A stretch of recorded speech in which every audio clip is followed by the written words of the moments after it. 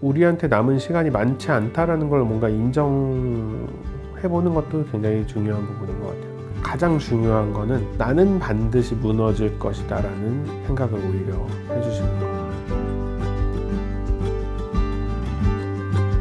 펜로스 심리상담센터 안녕을 운영하고 있는 임상심리 전문가 조지훈이라고 합니다.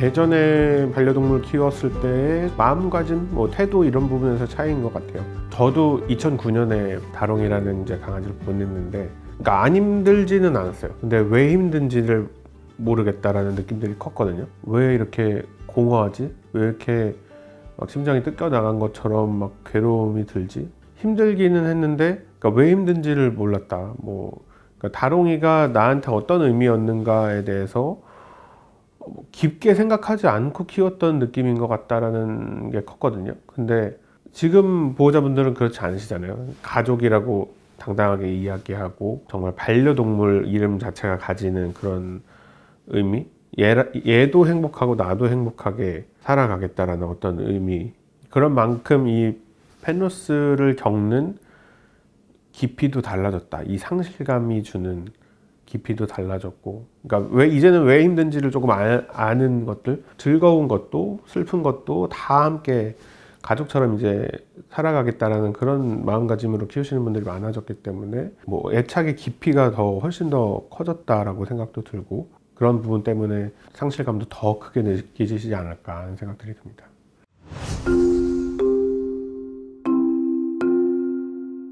정확한 커뮤니케이션의 부재도 굉장히 큰 부분이지 않을까. 지금 굉장히 아프다, 괴롭다라는 거를 반려동물이 보호자한테 알릴 수가 없다 보니까 갑자기 증상이 안 좋아져서 병원에 가다가 떠나거나 혹은 병원에 도착해서 떠나거나 하는 문제들, 떠나게 되더라도 나도 얘한테 미안함이나 고마움을 완전히 표현할 수가 없고 의사소통이 안 되다 보니까 그래서 너 행복하게 살았니? 라고 물어봤을 때 내가 들을 수 없고 그냥 유추해야 되는 거잖아요. 그러다 보니까 사람은 대화를 통해서 해결하다 보니까 우리 엄마가 떠날 때 나한테 얘기해 줬잖아. 너 같은 딸 둬서 내가 그래도 나쁘지 않은 삶이었다라고 얘기해 줬잖아. 우리 엄마한테 나는 그래도 행복이었던 딸이잖아. 이런 것들을 사람은 푸는데, 그래서 반려동물은 그런 걸 좀 정리하기가 어려운 것 같다 생각이 드는 것 같아요.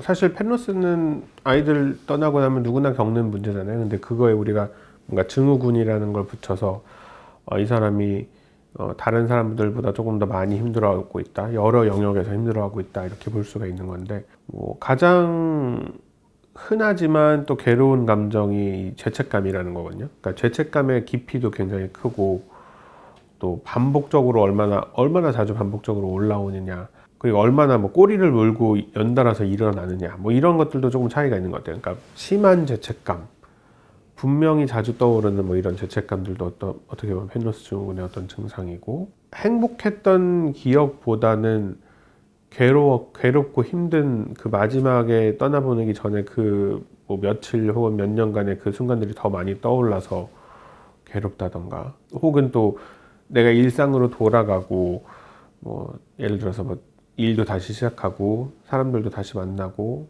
여행도 다시 다니고 이런 즐거움과 행복을 되찾는 과정들이 나랑 안 맞는 거, 이제는 나는 저런 걸 하면 안 되는 것처럼 너무 밀어내고 뭔가 내가 딱 차단시키는 그런 것들이 있을 때도 조금 펜로스 증후군의 어떤 증상이지 않을까, 어떤 신호지 않을까 하는 생각들도 드는 것 같아요.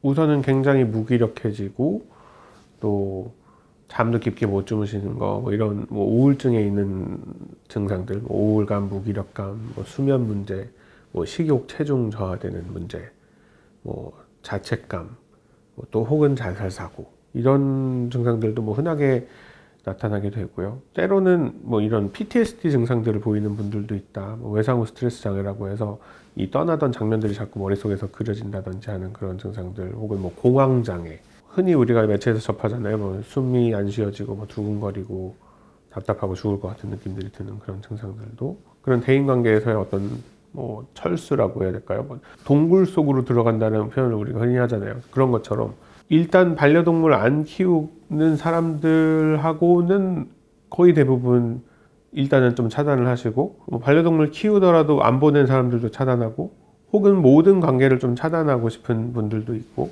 의욕이 없죠. 뭐 살아갈 의욕이 사라지는 거. 내가 얘 위해서 돈 벌고 일하고 했는데 직장도 다니기 싫어지고, 뭐 그래서 진짜 퇴직하시거나, 뭐 근데 모든 분들이 그런 건 아니지만 상당수의 분들은 조금씩 회복해 나가시죠. 뭐 단기간에 좋아질 수는 없으니까요.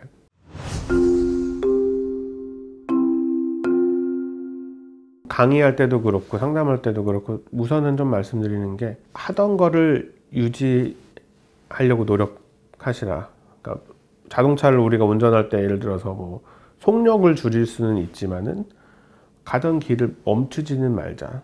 뭐 회사 그만두고 싶어요 하시는 분들도 있는데, 회사를 그만두는 것, 퇴직이라는 스트레스가 인간이 경험하는 스트레스 이 목록표 중에서 꽤 상위권에 차지하는 스트레스거든요. 근데 내가 반려동물 사별한 거에 더해서 퇴직이라는 스트레스까지 하나 더 얹는 거는 사실 바람직하지 않으니까, 퇴직은 최대한 좀 신중하고 좀 시간을 갖고 일어나야 되는 일이다라고 말씀드리고, 일단은 회사 다니는 것도 유지하고 외출하는 것도 유지하고, 다니던 운동이 있다면 그것도 힘들지만 뭐 다니고 싶지 않죠. 내가 반려동물이 떠났는데 뭐 나가서 뭐 덤벨을 들고 뭐 이런 걸 하고 싶지 않죠. 하지만 그래도 나가서 러닝머신 진짜 10분이라도 걷고 와도 좋으니까 일단 유지하는 거, 뭐 씻는 것도 유지하고 먹는 것도 유지하는 거, 그게 일단은 가장 처음으로 제가 말씀드리는 부분이다 하는 거.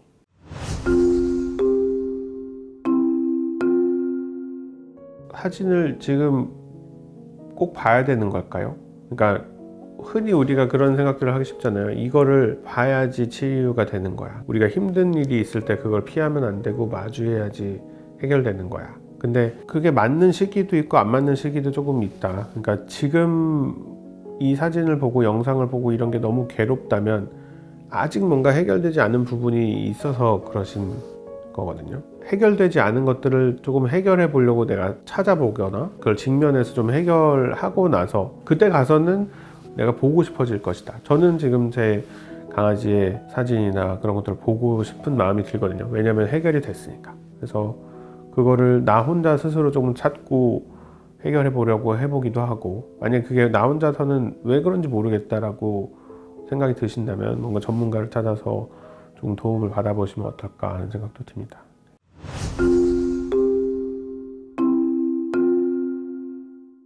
제가 오히려 질문을 한번 드려보고 싶어요. 잊으실 수 있을까요? 그러니까 잊어버리려고 애쓰면 잊혀지는, 뭐 지우개로 이렇게 지우듯이 지워질 수가 있는 기억과 감정들인가? 그러지 않으시거든요. 얘랑 잘 지내면서 전에 함께 어떻게 지냈었는지가 잠깐 잊혀지는 것이지 지워지지 않는다. 지금 내가 이 아이와 행복하게 산책을 하고 있다면 그거에 집중하고, 뭐 간식 같은 거를 주고 내가 그걸 먹는 걸 흐뭇하게 바라보고 있다면 그거에 또 집중하고, 근데 또 어느 날 이제 전에 키우던 반려동물을 보냈던 기일이 다가왔다 했을 때는 또 그날은 그 반려동물에 대해서 기억하고 또 슬퍼하고 추모하는 시간들로 가져보고, 그게 결국은 우리가 잊지 않고 살아가는 어떤 방식이지 않을까 생각이 듭니다.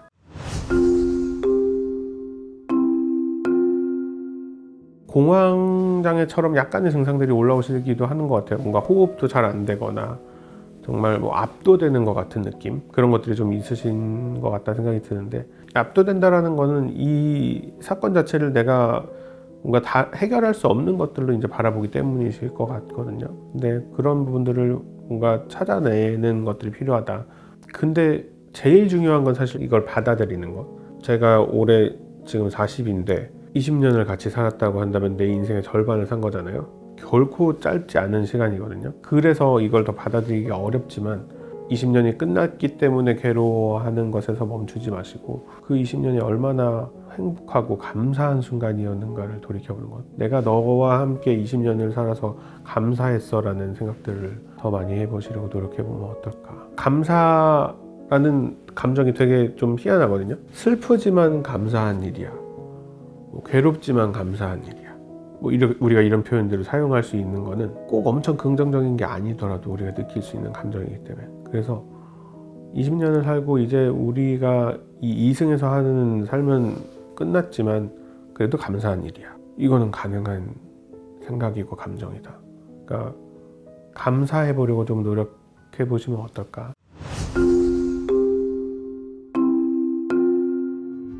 저는 제일 많이 하는 게 일단은 죄책감 리스트를 한번 작성해 보자. 내가 얘를 떠나 보내고 나서 무엇을 가장 제일 괴로워할까? 저는 다롱이 떠나보냈을 때 사실 제일 힘들었던 게 이제 산책 많이 시켜주지 못했던 것. 그건 저한테 지금 아직도 죄책감으로 남아있어요. 그런 죄책감 리스트 작성하는 것 뿐만 아니라 우리한테 남은 시간이 많지 않다라는 걸 뭔가 인정해보는 것도 굉장히 중요한 부분인 것 같아요. 끝까지 부정하다가 죽음을 맞이하게 되시거든요. 근데 그게 굉장히 힘든 일이다. 그리고 무엇보다 가장 중요한 거는 나는 반드시 무너질 것이다 라는 생각을 오히려 해주시는 거. 상담실에서 내담자분들이 저한테 질문을 하세요. 선생님은 이렇게 페노스 상담 가시고 전에 보내본 경험도 있고 하니까 고양이들 보낼 때 좀 안 힘드실 수 있겠어요. 힘들지 않으실 것 같으세요? 라고 이렇게 질문을 하시거든요. 저는 그냥 망설임 없이 얘기해요. 저는 100% 무너져요. 저는 상담실 문도 당분간 닫아야 될지도 몰라요. 물론 하려고 노력을 할 거고 다시 돌아오려고 노력을 할 거지만 안 무너지지 않는다. 그러니까 100% 무너진다. 뭐 불안에 떨면서 살으라는 말을 드리고 싶은 게 아니에요. 그걸 인정하고 40년씩 살 수 있는 강아지 고양이는 없잖아요. 그러니까 받아들이되 남은 시간들을 내가 최대한 의미 있게 또 건강하게 서로 행복하게 보내려고 노력해 나갈 거다라는 어떤 다짐 같은 것들을 가져보는 거, 그게 굉장히 중요하지 않을까 생각이 듭니다.